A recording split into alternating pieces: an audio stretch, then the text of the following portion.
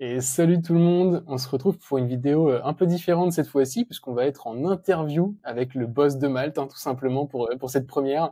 Florent, salut, comment tu vas? Écoute, ça va super, Alexis. Merci pour ton invitation. Très content d'arriver sur ta chaîne. Ah bah écoute, c'est un honneur de te recevoir. Ce qu'on vous a pas dit, c'est qu'on vient de tourner une vidéo du coup sur sa chaîne. Du coup, c'est une interview un peu inversée. Donc c'est moi qui réponds à toutes ces questions pour aider les gens à convertir au maximum sur Malte. Et du coup, on va pouvoir continuer un peu tout ça. Donc en parlant de ta carrière, de ta freelance. Donc bon, pour ceux qui savent pas, Florent, j'ai quelques chiffres. C'est quand même 15 000 abonnés sur LinkedIn depuis quelques temps, 1 millier d'abonnés sur YouTube. Donc bravo pour ce petit cap. Je crois que d'ailleurs depuis Enfin, que tu as passé le millier, ouais, mais je crois que depuis ça a pris quand même pas mal d'abonnés. J'ai vu une centaine ou 200 dans la foulée, donc solide, très belle perf. Tu as lancé du coup le Discord Freelance Mal Club qui réunit pareil 1000 ou 1200 membres. Donc, j'en fais partie évidemment, bien sûr, je soutiens là-dessus. Et bien sûr pas mal de formations en école et surtout un profil Malte avec 165 missions à l'heure actuelle. Donc pareil, depuis que je t'ai découvert, ça a bien augmenté. Donc je pense que tu charbonnes bien là-dessus. Comment ça se passe?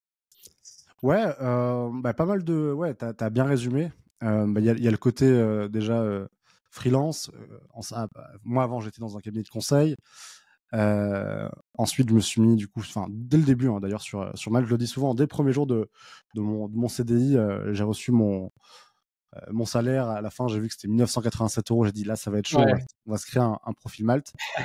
Et après, ouais, il y a pas mal de projets qui arrivent, enfin, qui sont sortis. Le Discord qui réunit tous les freelance Malte. La chaîne YouTube, c'est vrai que ça a été assez long d'atteindre ces 1000 abonnés. Mais je pense que ouais. le plus dur, c'est après. Et un peu de formation en école, un peu de formation de freelance, ouais. T'as bien résumé. Et est-ce que tu gardes quand même un peu de temps pour faire de la freelance malgré tout ça ou pas? Ouais. Alors ça, c'est une bonne question. C'est vrai que là, ça a été mis un peu en stand-by euh, depuis ouais, 2-3 mois. J'ai gardé, on va dire, mes clients historiques. J'en ai 3-4. Et aussi simplement parce que je voulais aussi garder un revenu récurrent Ouais, carrément. stable. Donc il y avait ça. Mais sinon, sur Malte ou même en freelance, je prenais pas ou je prenais plus. Et même, j'ai arrêté avec certains clients qui prenaient soit trop de temps ou alors les factures étaient un petit peu voilà, compliquées en termes de temps passé pour revenus. J'ai essayé surtout en fait de faire ce qui me faisait plaisir et pas de me surcharger. J'ai fait l'erreur justement d'aller trop, de prendre 1 millier de projets en même temps et c'est pas du tout un bon bail. Oui, parce qu'en plus, du coup, bon, je suis allé un peu vite en besogne, mais j'ai pas précisé que du coup, tu es sur notamment des expertises Google Ads, donc tout ce qui est marketing digital, payant, etc., campagne payante. Donc forcément, ouais, c'est plutôt axé mission courte, on va dire. Donc comme tu dis, il y a de la récurrence, donc ça peut être vraiment cool. Ça te fait un petit matelas confortable pour avoir des revenus un peu réguliers. Mais sinon, il y a plutôt des missions courtes. C'est quoi un peu ta mission type du coup? Ouais, il y en a 3, hein.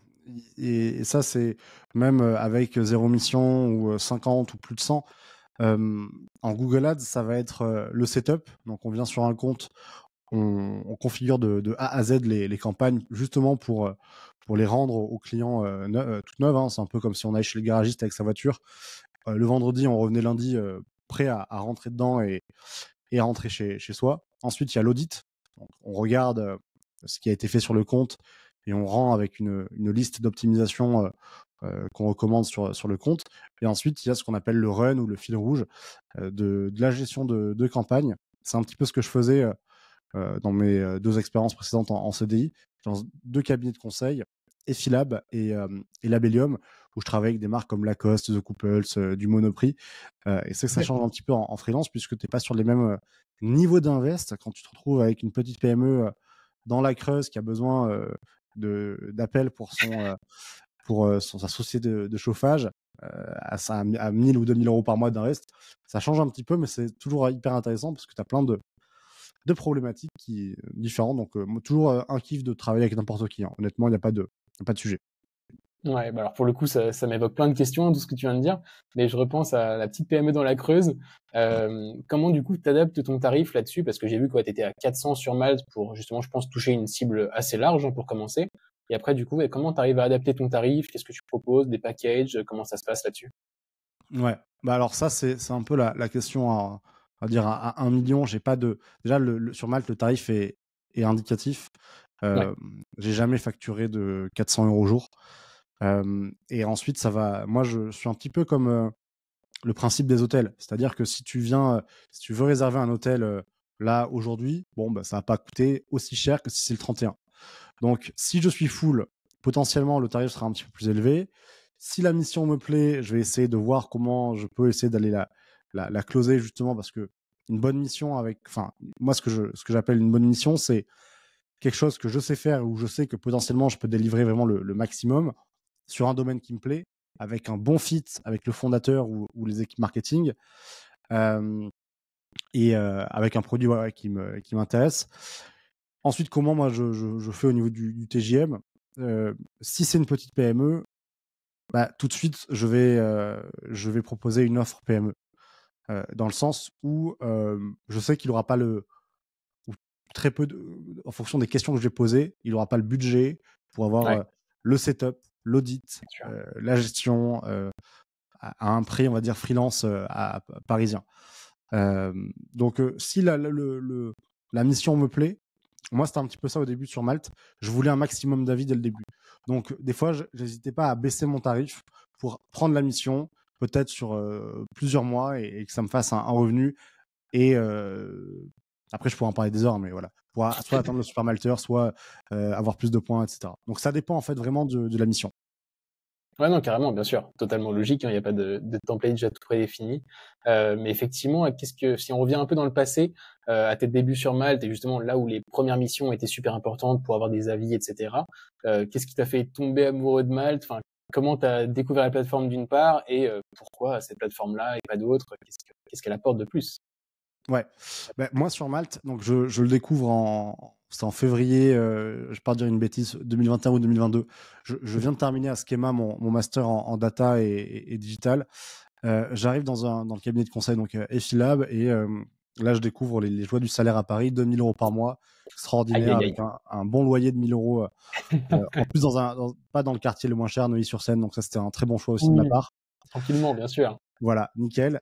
Et je me lance sur Malte parce qu'en fait, j'avais déjà travaillé dessus dans le sens où j'avais cherché un développeur pour une extension au final qui avait été lancée, mais voilà, ça n'avait pas donné plus de suite que ça. Et j'avais trouvé quand même le principe hyper sympa. Choix du freelance, du prix, quelle thématique. Et je trouvais qu'il y avait un côté où tu te vendais. Et moi, j'ai toujours été passionné de marketing, de comment on crée une offre, comment on crée entre guillemets, la demande, comment on se différencie. Et je trouvais justement qu'il y avait un truc à jouer. Surtout sur le côté Google Ads, je voyais qu'il y avait beaucoup de seniors, mais qui se vendaient peut-être un petit peu différemment comme moi que je l'aurais fait. Et je me disais, non, mais c'est sûr, là, avec 2-3 références que j'ai dans mon cabinet, avec des compétences que j'ai à droite à gauche, en plus, je commençais un peu à faire de formation dans des écoles et dans des bootcamps. Ouais. Je me disais, il y a moyen de se démarquer, donc je me suis mis dessus. Pareil que toi, hein. Tu me disais là tout à l'heure, 3 semaines pour trouver une mission, c'est à peu près ça ce que j'ai eu. Une première mission qui s'est bien passée, un avis, puis ensuite deux.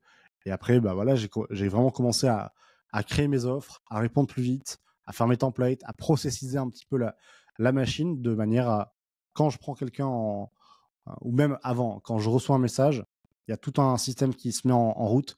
Ça me prend pas beaucoup de temps. Et ensuite, dès que je l'ai en call, je le close très vite. J'essaie de le closer dès le premier call. Et après, de facturer vraiment à la chaîne, à la chaîne, à la chaîne. Ouais, ok, trop bien. Mais surtout en plus par rapport au démarrage, je pense que le fait que tu sois sur Google Ads et du coup que tu aies envie à chaque fois, enfin que ton métier ce soit de mettre en avant des prestations et que les gens cliquent sur ton annonce et achètent derrière, en fait tu retrouves un peu cette démarche-là dans ton profil Malte, vu que tu as envie de l'optimiser du coup et que les gens cliquent sur ton profil d'une part, ensuite que ça convertisse, etc. Donc je pense que ouais, tu as un peu ce petit déclic qui fait que tu sais que c'est fait pour toi entre guillemets. Enfin voilà, c'est une plateforme qui peut t'intéresser. Il y a le petit challenge du coup d'être bien placé et bien référencé là-dessus. Ouais. C'est un truc que j'avais pas pensé, mais effectivement, sur Google Ads, rien qu'avec les annonces où tu as 15 titres et 4 descriptions à mettre, bah, tu vas Clairement. ajouter de la réassurance, du chiffre, taux de satisfaction, les fonctionnalités, enfin pas les fonctionnalités, mais les avantages de bosser avec toi. Donc c'est vrai que je le retrouve un peu sur Malte quand je crée mon profil. Ouais, c'est ça. C'est la déformation professionnelle. Et pour le coup, moi, c'est la même chose. Hein. Du coup, c'est l'analyse de données. Du coup, Ouais, chaque stat exact. que je peux optimiser, je la prends avec grand plaisir. Donc ouais, je pense que chacun a ses petits avantages, même des créateurs, je sais pas, type graphiste, etc. Ils peuvent faire des super Pour le portfolios portfolio. et du coup, Ouais. voilà, tout le monde peut avoir sa petite démarcation sur Malte. Et du coup, bah, justement, si on parle un peu de conseils là-dessus, bon, évidemment, je sais que tu en parles beaucoup de comment conseiller les gens pour optimiser le profil et tout. Si on se dit qu'on essaie de faire pour changer la démarche inverse, ce serait quel est pour toi le pire profil possible sur Malte? Du coup, vraiment le combiné de toutes les erreurs et, et du truc que personne ne pourrait cliquer, quoi. Ouais, bah déjà, on va dire la première step, si on veut pas avoir de mission, c'est une photo vraiment éclatée. Donc, le selfie dans sa chambre, mauvaise luminosité, la tenue pas du tout adéquate. Ça, c'est la première step. Deuxième step, c'est bah, si tu veux être sûr que personne va cliquer sur toi, mets 1 000 € au jour. 1 000 € au jour et avec 6 mois d'expérience, ça c'est parfait. Un Parfait, royal. titre, un titre super généraliste, Ouais.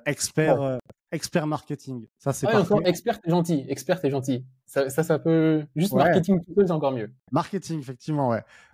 Marketing, ça peut être pas mal. Marketing et tu peux même, alors non, tu peux même faire mieux, hein. Tu peux faire marketing et développeur / logo. Là, ça, c'est ça, c'est La parfait. totale. Ouais, Ouais, très bien. exactement. Et puis après, tu mets un texte de 3 lignes. Voilà, Oui, en description, ouais, pour voilà, bonjour à tous, contactez-moi, quoi. exactement. Bonjour à tous, je suis développeur et je peux faire votre logo. Et si tu as un problème de plomberie, je suis dispo. Cordialement. Voilà, là, c'est Royal. le meilleur profil. Ok. Bon, et du coup, le portfolio pour le pire profil, enfin pour le pire Ah, portfolio, t'en c'est mets le pas? mien, tout simplement. Oui, C'est oui. le mien, donc Non, on voit que tu as des certifs. Non, ça va, ça va. C'est c'était pas. vraiment. Alors pour le coup, il date vraiment d'il y a 5 ans, le mien. Donc c'est effectivement quand j'avais passé des certifs, je me suis dit bah éléments de réassurance, je les mets en avant.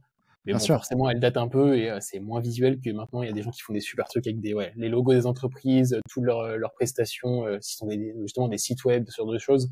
C'est quand même des trucs très visuels à mettre en avant. Mais ouais, non, très bon exercice, ce petit, le pire profil. Au moins, je pense que les Faut gens pas faire, hein. comprendront Faut assez pas vite faire. justement, comprendront ce qu'il faut faire par la suite. Et au-delà de l'optimisation du profil, du coup, forcément, il faut réussir à générer tes missions et à closer, comme tu dis. Est-ce que tu as des stratégies particulières là-dessus? À partir du moment où tu reçois un message, ok, quel est ton plan d'action derrière pour réussir à générer cette mission? Ouais, il y en a deux. Le premier, et je me retrouve un petit peu dans ce que tu disais tout à l'heure. Quand la mission, il y a un élément où je suis pas sûr forcément de comment ça va se passer, je renvoie un message. Je Ouais, renvoie un message. Par exemple, tu me dis, voilà, je veux lancer des campagnes Google Ads pour faire du e-commerce en France avec mon produit. Et j'ai un petit doute sur un élément. Je vais envoyer un message en disant, OK, donc j'ai mon template. Hello, déjà merci de m'avoir contacté. Je rassure tout de suite. J'ai déjà pu travailler avec tel type de client, donc pour montrer que j'ai déjà bossé sur sa problématique, que je la connais. Pour tout de suite, quand il revient sur notre message, bah, ils se disent OK, il est hypé et il se dit ouais, c'est avec Flo avec qui je dois bosser. Et avant d'envoyer justement le Calendly, je dis voilà, pour être sûr de la mission, de la thématique, est-ce que c'est bien pour tel type de sujet, tel type de prestation? Si oui, bah, je vous invite à réserver un créneau dans le Calendly. Donc ça, ensuite, j'envoie le Calendly. Et ça, pareil, c'est un conseil que je donne pour éviter d'avoir du no-show. Quand vous mettez votre Calendly, mettez en place ou tout type d'outils hein, que vous envoyez pour le booking. Mettez un système d'envoi d'email. Moi, j'en ai deux qui partent. Le premier, c'est à 24 heures. Donc là, aujourd'hui, voilà, il est midi. Tu me bookes aujourd'hui. Demain à midi, tu vas recevoir un email en me disant, ben voilà, ravi de pouvoir échanger avec toi.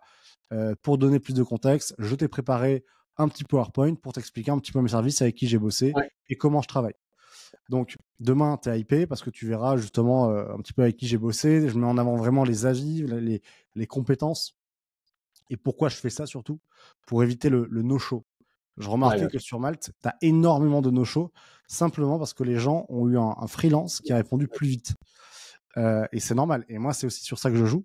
Je réponds très vite et j'essaye de Ouais, closer très rapidement. ouais, Mais super important. parfois, quand tu te places à la place du client, si tu as un portfolio très sympa ou vraiment l'envie de travailler avec un freelance, bah, ça peut retarder le closing d'un autre freelance. Donc ça, c'est ce que je fais. Et ensuite, une demi-heure avant, pour bien lui rappeler, il y a un petit message qui part. Hello, ravi de de parler avec toi dans 30 minutes. Le lien de la visio ici. Ouais, carrément. Bon, alors, pour ceux qui connaissent pas Calendly, effectivement, ouais, c'est un petit module qui permet de prendre rendez-vous justement avec la personne concernée. Comment tu lui donnes des créneaux dispo et elle Ouais. choisit parmi ces créneaux-là. Donc, j'avoue que moi, je l'utilise pas directement en freelance. Je préfère donner soit mon numéro de téléphone, soit arranger un call du coup en discutant, tu vois, pour euh, pour trouver l'horaire adapté. Parce que je me dis que peu importe l'horaire, on devrait se débrouiller tout seul. Mais ouais, très bonne stratégie. Et effectivement, tu disais donc que tu vérifiais les demandes évidemment avant. Ça, pour le coup, c'est super important parce que, comme tu dis, il y a des no-shows et que tous les freelances, pardon, je m'embrouille dans mes, dans mes propos, parce que du coup, les clients contactent plusieurs freelances en même temps. Et donc ça, forcément, évidemment, j'insiste là-dessus. J'ai déjà dit dans plusieurs vidéos, faut répondre le plus rapidement possible, évidemment, à 100% des demandes. Et surtout, il faut être assez convaincant à l'écrit pour que les gens aient envie d'attendre ton call, même s'ils ont déjà une très bonne piste ailleurs. Faut qu'ils se disent, ah, quand même, Exactement. lui, il a l'air tentant. Donc ça, ouais, clairement, c'est super important. Et ouais, avec tout ça, normalement, je pense que tu as dû générer pas mal de missions. Ouais, du coup, sur 165 missions, tu penses en avoir, entre guillemets, raté combien? Enfin, tu dois avoir un taux de closing incroyable. Euh, c'est Ouais, difficile à dire, mais compliqué la question. Je te mets en mauvaise posture là. non, non, non. Au tout début sur Malte, c'est vrai que, on va dire, toutes les calls que j'avais, on va dire pendant 2 ans, peut-être, allez, 60-70% c'était closé. Mais j'avais aussi mon CDI à côté. Et du Ouais, coup, j'avais un salaire qui me permettait justement de vivre mon CDI. Et, en fait, bah, c'est vrai que je jouais sur un tarif beaucoup plus bas. Je jouais sur un tarif beaucoup plus bas et sur une disponibilité quasiment immédiate. Donc, c'est-à-dire que je te prenais en call, je comprenais ton besoin, je te disais OK, d'accord, je te proposais une solution adaptée, voire avec un petit plus, même beaucoup. Et je te disais, OK, il te la faut pour quand? Il me disait, ben voilà, j'ai eu 4 freelances, des seniors qui me proposent, je sais pas, 2 000 € et c'est pour dans une semaine et demie. Je disais, OK, moi je te le fais à 700, tu l'as dans 2 jours. Et du coup, il y en a énormément. Alors, ça, c'est voilà. Après, il y a le truc de. Il faut pouvoir assumer de travailler le soir pour rendre en 2 jours avec de la qualité. ouais, Parce qu'il y a quand même l'avis sur Malte qui compte. C'est-à-dire que si tu fais de la merde, bah, le client, il va pas te mettre un bon avis. Ça a vraiment tué ton ranking. Donc, il y avait ce risque que je prenais. Mais j'essayais vraiment de surdélivrer. Donc, au début, 60-70% qui venaient en call, closé et dès le premier appel. ouais. Et j'imagine que ça va de mieux en mieux hein, dans tous les cas parce que tu prends l'habitude justement de faire ces calls-là, tu prends l'habitude de te présenter de mieux en mieux. Alors, on en parlait justement dans ta vidéo. Effectivement, tu as eu une petite période où tu pensais plus à te présenter et ça a eu un impact direct hein, sur tes chiffres. Mais c'est vrai que ouais, quand tu prends l'habitude de faire tout ça et de savoir vendre tes prestations en expliquant bien ce que tu vas apporter et du coup bah, le bénéfice net littéralement que les gens vont avoir, que ce soit en termes d'abonnés, si tu travailles sur les réseaux sociaux, d'argent, si du coup c'est quelque chose de très concret, ou juste du temps gagné, hein, tout simplement. Tout ça, ouais, c'est des prestations tout simplement où il faut vraiment réussir à les chiffrer au maximum pour expliquer voilà ce que je vais apporter et hop, ça devrait faire l'affaire. Mais j'y pense ouais, du coup par rapport à toutes les missions que tu as eues, est-ce que tu aurais une petite anecdote, un truc, alors soit sur une mission, soit sur une demande qui était peut-être un peu loufoque ou totalement enfin, impossible à prévoir et tu t'y attendais pas du tout. Est-ce que tu as une petite anecdote, un truc marrant là-dessus? Ouais, ouais, j'en ai une, là, c'était en octobre ou novembre. Euh, donc moi, j'avais déménagé enfin, à Marrakech. Et d'ailleurs, je recommande pas, hein, si vous allez en digital nomade, enfin, vous allez voir, c'est très compliqué de travailler dans des beaux endroits avec 30 degrés. Donc c'est vrai que je me connectais un petit peu moins et j'avais décidé de me remettre sur Malte. Et donc là, je close un client déjà qui était. Je m'étais posé la question, est-ce que je le signe ou pas? Parce qu'il coupait la parole à ses employés pendant le call. Ah oui, Pas très sympa, je sentais le fit, voilà. Mais en fait, ce que j'avais vu, c'est que le compte Google Ads, il avait vraiment un potentiel. Il a été, entre guillemets, pas assez optimisé, mais il y avait une marge de progression vraiment énorme. Donc je me disais, OK, normalement, d'ici 2-3 semaines, il va déjà avoir du résultat et ça a ok. bien fonctionné. Ouais, potentiel sympa. Ouais, ouais, franchement, je sentais que je pouvais bien la réaliser. Et à la fin du mois, donc moi, j'avais décidé de lui envoyer à la fin le devis. Peut-être que j'avais oublié, d'ailleurs, je sais plus. Et je lui ai dit, ben voilà, on va finaliser la mission, etc. Est-ce que tu veux continuer avec moi? Oui, bien sûr. Il me dit, voilà, le devis, par contre, j'ai pas trop compris comment on paye. Donc, je lui dis, ben, partage l'écran et on le fait ensemble. Et donc, il paye la presta, il est super content et tout. Et là, il voit la vie. Et tout de suite, là, je sens qu'il y a un truc qui se passe et que c'est pas top. Et en fait, Aïe, c'était un aïe, mec aïe. pas forcément honnête et qui m'a dit, ah, il faut mettre un avis. Ok. Bah écoute, on va se réunir avec mes collaborateurs pour réfléchir. Et je dis, mais ok, pas de problème, mais est-ce qu'il y a un sujet qu'on a oublié de préciser ou autre? Il dit, bah là, je te mettrai pas 5, ni une très bonne note, parce qu'en fait, notre site, il est pas optimisé. Je dis, oui, mais là, du coup, la mission était sur Google Ads. Et en gros, il voulait me mettre une mauvaise mission, un mauvais avis par rapport au fait que son site ou des choses extérieures à la mission était pas bon. Et il y avait aussi peut-être, je sais pas, un espèce sur Malte, ça arrive parfois, hein, le chantage à la vie. Ça, c'est voilà. Donc finalement, ça s'est très bien terminé. La mission, je crois que c'était 1500 et quelques euros. Je lui ai dit, écoute, ça va être très simple. On s'arrête là. Je te rembourse. Et voilà.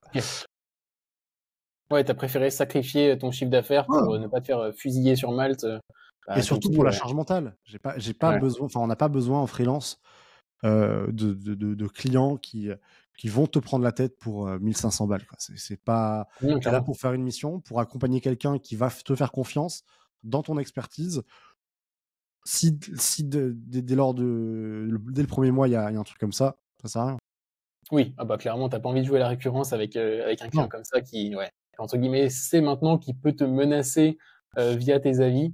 Et comme on le sait, ouais, les exactement. avis c'est trop important, donc tu vas pas non plus te mettre en danger entre guillemets dans ta carrière pour satisfaire un mec qui Non, veut jouer en sa faveur.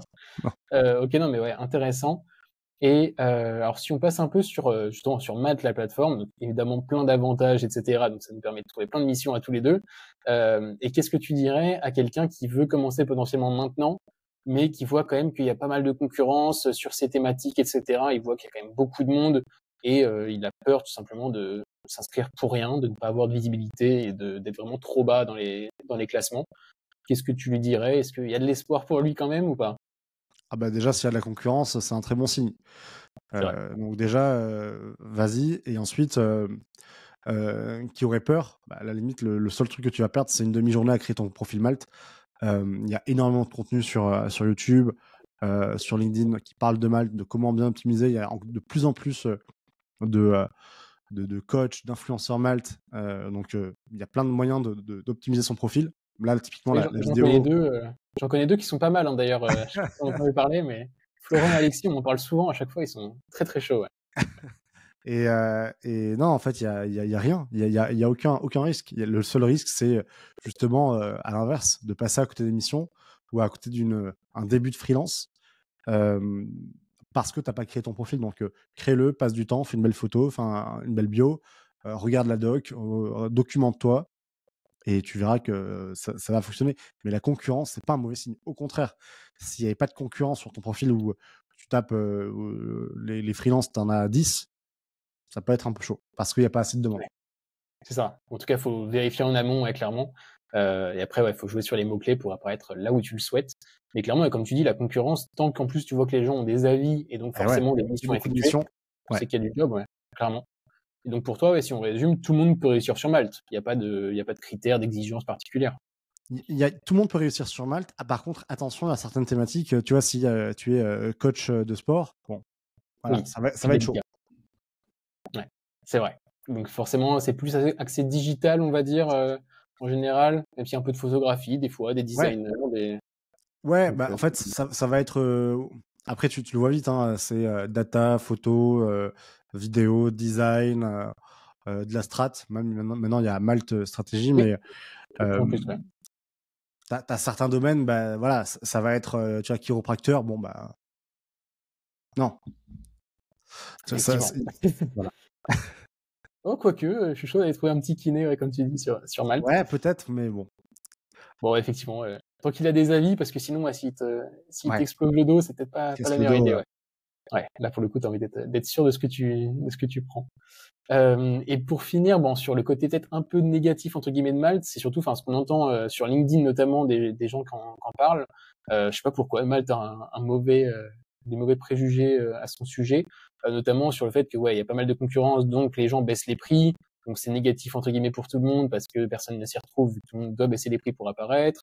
Comme quoi, il y a des demandes un peu aléatoires, enfin en tout cas voilà, des demandes douteuses ou des clients très exigeants alors qu'ils n'ont pas de budget, ce genre de choses. Qu'est-ce que tu dirais à ça? Qu'est-ce que tu répondrais aux haters?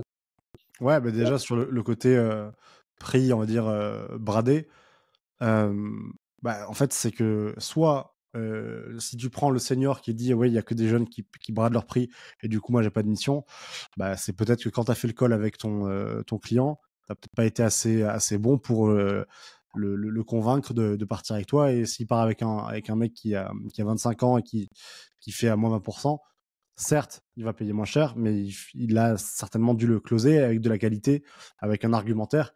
Donc il y a ça. Ensuite, des missions pas quali, oui, mais ça c'est partout en fait, hein. C'est partout. Il faut juste plutôt voir le verre entre guillemets à moitié plein, Ouais, et de se dire que bah, si sur 3 missions éclatées, t'en as une qui part sur 1 an et demi avec une belle recommandation, un chiffre d'affaires intéressant, c'est pas très grave.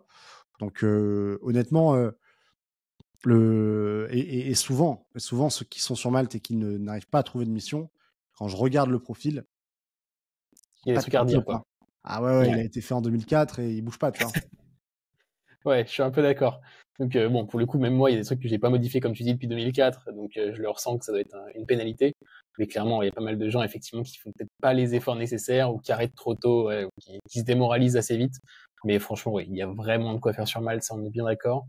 Et si on se dit qu'on voit voilà justement un peu plus loin à l'avenir, pour toi, ouais, est-ce que la freelance, ça y est, c'est l'avenir, c'est ça que tout le monde doit faire plus tard. Enfin, comment tu vois les choses par rapport à la freelance au global? Bah, après, le côté freelance, c'est vraiment, c'est un choix. C'est un choix parce que, bah, tu es face à toi-même, c'est toi qui vas chercher tes missions, qui te payent. J'en connais qui, moi, des collègues qui sont là depuis 3, 4, 5, 10 ans dans des boîtes de conseil, dans des startups, qui ne veulent pas partir en freelance parce qu'ils préfèrent justement le côté ambiance CDI, les La stabilité. after-work, voilà, la Ah oui, stabilité. Donc, je pense que c'est pas adapté à tout le monde. Par contre, clairement. il y a un côté hybride. Tu peux très bien être en CDI et te créer ta micro ou ta société de conseil à droite à gauche et commencer à facturer. Et je pense honnêtement qu'à 100%, personne, même en CDI, dirait non, j'ai pas envie de bosser, enfin, elle est 99%, j'ai pas envie de bosser sur un beau projet qui m'intéresse, de me challenger, de voir si j'arrive justement à le mener à bien, d'avoir une bonne communication, de chercher mon argent tout seul, parce que je trouve que c'est moins satisfaisant de recevoir son salaire CDI versus son salaire freelance. Ça, c'est un truc, Carrément. parce Totalement que d'accord. c'est toi qui allais chercher la mission, qui l'a closé, qui allait changer, souvent avec des décideurs. Donc, voilà. Non, mais 100% d'accord. C'est clair que ça a beaucoup plus de valeur et de fierté, on va dire, quand tu as réussi effectivement à closer ta mission, tu l'as réalisée et tu récupères du coup les fruits de ton travail. Et au moins, tu as été ouais, full autonome, tu as pris sûrement en compétence au passage et tout. Donc, ouais, franchement, c'est tout bénef. Après, comme tu le dis, effectivement, c'est peut-être pas pour tout le monde. Parce qu'il y a des gens qui, effectivement, peut-être ont un achat IMO dans l'année. Donc, peut-être que le passage en freelance à ce moment-là, c'est pas le meilleur timing, ce genre de Exactement. choses. Mais en tout cas, oui, pour moi, je suis totalement d'accord que c'est ultra satisfaisant et je pense que de plus en plus de monde vont y passer, hein, tout simplement.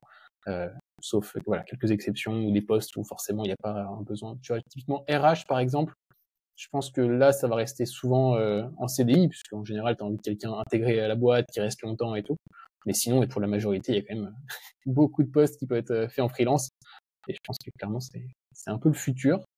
Et si on se parle de ton futur à toi, du coup, tes objectifs un petit peu, donc on a pas mal parlé de freelance, mais toi, du coup, tu as lancé ta formation récemment pour aider justement tous les freelances à se lancer, avec le Discord et tout qui tourne en parallèle. Voilà, quels sont tes objectifs? Qu'est-ce que tu vises? Comment tout ça peut se passer? Ouais, il y a déjà la formation, moi je l'ai lancée en octobre 2023. Vraiment, j'avais pas forcément trop d'objectifs, je savais pas ce que ça allait donner. Au final, ça a vraiment ça, ça a dépassé mes espérances, donc ça c'est déjà je suis super content. Le Discord, pareil. Euh, je me vois encore en train de faire des posts à dire on a passé la barre des 100, des 200, des 400. Là, on va bientôt arriver au 1003, donc Ouais. 1300, c'est assez top et il y a une bonne ambiance. Enfin, je suis super content. Et les objectifs, au final, tu vois, je voulais développer 1 milliard de projets. C'est pas forcément. J'ai vu que être sur trop de choses à la fois, c'est pas bon. Donc, je me recentre juste sur ce qui fonctionne. La formation, elle tourne bien. Là, alors, j'avais fait un très bon mois sur le premier. J'avais dépassé, je crois, les 15K, donc c'était incroyable. Ouais, au Là, c'est un lancement, petit sympa. ouais. Pour le lancement, c'était plus simple parce que si tu veux, il y avait toute l'audience chaude Bien sûr. qui avait attendu, et vu que c'était la première, entre guillemets, c'était peut-être un petit peu plus simple de convertir. Là, on est quand même redescendu, on est entre les plus petits mois, on va dire entre 3000 et 5000. Ok, Donc ouais, très belle ça perf reste quand même. hyper cool. Ouais, ouais, hyper cool. Et là, en fait, je vais me centrer sur ça. Je vais me centrer sur ça parce que depuis, si tu veux, octobre, je laissais tourner en me disant, bon, ben voilà, il n'y a pas besoin. En fait, s'il y a besoin, il y a besoin de faire des posts LinkedIn, d'en Oui. parler, de marketer l'offre, de refaire un petit peu des vidéos. Donc là, je retourne un petit peu là-dessus. Le Discord, pareil, parce qu'au final, c'était un objectif qui me plaisait et je l'ai un petit peu délaissé une fois qu'on a atteint un certain nombre de membres. Après, il y a eu le côté payant aussi. Donc là, je reviens fort dessus. Et prochainement, il y a un bootcamp qui va sortir pour devenir média buyer. Donc en Ok. fait, je me recentre sur le côté freelance, ads, Ouais. ce que j'aime. Et on va faire que 3-4 projets maximum. Il n'y a pas besoin d'aller en faire 10 000. Ouais, donc à terme, oui, forcément plutôt axé formation. Et j'avoue que même moi, hein, c'est quelque chose qui me plaisait. Enfin, je faisais des formations à l'époque sur des outils justement que je maîtrisais, etc. aux entreprises, et je trouvais ça ultra valorisant. Enfin, t'es content du coup d'apprendre des choses aux gens, etc. Et là, alors des formations à des gens en particulier pour peut-être changer leur vie, c'est encore mieux. Enfin, c'est trop bien tout simplement, parce que du coup, ouais, tu te rends compte que vraiment t'accompagnes les gens dans leur transition et tu les aides vraiment à trouver leur première mission, etc. Donc potentiellement ouais, sur le média et tout encore plus pour leurs compétences. Mais ouais, ça c'est quand même super satisfaisant, je trouve.